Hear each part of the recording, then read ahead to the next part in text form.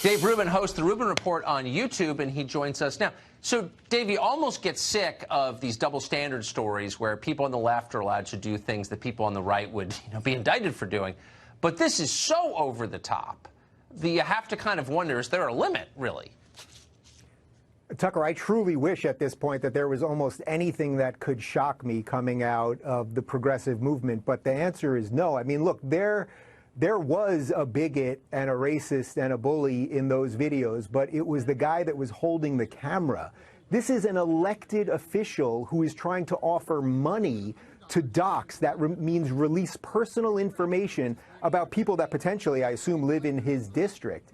I mean, and it's beyond just what this guy is doing, the bullying that he's doing in the name of being so self-righteous. It's also the fact that, as you noted, he used Periscope, which is a Twitter video app, to broadcast that video. Now, you're not allowed to dox people according to the Twitter terms of service. So it's not just that the Democrats won't say anything, and it's not just that CNN's not going to run the story. It's also that the tech companies, and this goes to so much of what we've been talking about over the last few months, it's that the tech companies aren't going to ban him. Meanwhile, they'll ban conservatives. Just this afternoon, David Horowitz, who's a New York Times best-selling author, who's been on my show and probably on your show, and is a good, decent guy, he was banned just this afternoon, or he was suspended just this afternoon, I should say.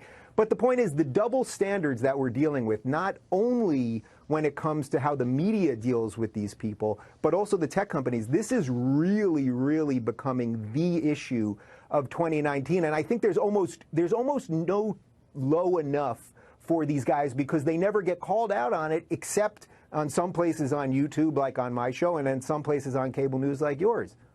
But screaming at teenage girls? Attacking them for their skin color? And then calling other people racist? Like, the whole thing is so demented that it's just hard to believe it's real. Well, Tucker, try to imagine. Let's just flip the script for a second. Let's pretend he was a conservative or a Republican or anyone that remotely leaned right or was anything other than a full-on leftist progressive, and he was doing the exact same thing. No. The media would be having a field day. I mean, the 20 Democratic candidates would be claiming this is proof that America is an evil, white, racist, patriarchal country. Exactly. I mean, we've played. Where are all the people who were blaming all the Covington kids? Where is the outrage when it is right in your face and it's done by an elected official? But unfortunately, they know they will not be called out in any mainstream outlet. And the disconnect here, I mean, this is my real fear, is that all of us are going to start living in these little siphoned places where we're just going to figure out what our reality is, and it won't have a bearing on what real reality is. But this is where, man, where are the good Democrats? Where are the real liberals who will just step up and say, you know what, we will not tolerate this. That was absolutely wrong. And just say we're not going to do this anymore. But they won't do it because they're, for whatever reason, and I have some theories on this, they're consistently led by their worst actors because they think it gives them the moral high ground. And that's a really depressing race to the bottom. No, but it's a very deep point that you just made. They're led by their worst actors. They're not all bad, but they're too afraid to stand up to the people who are.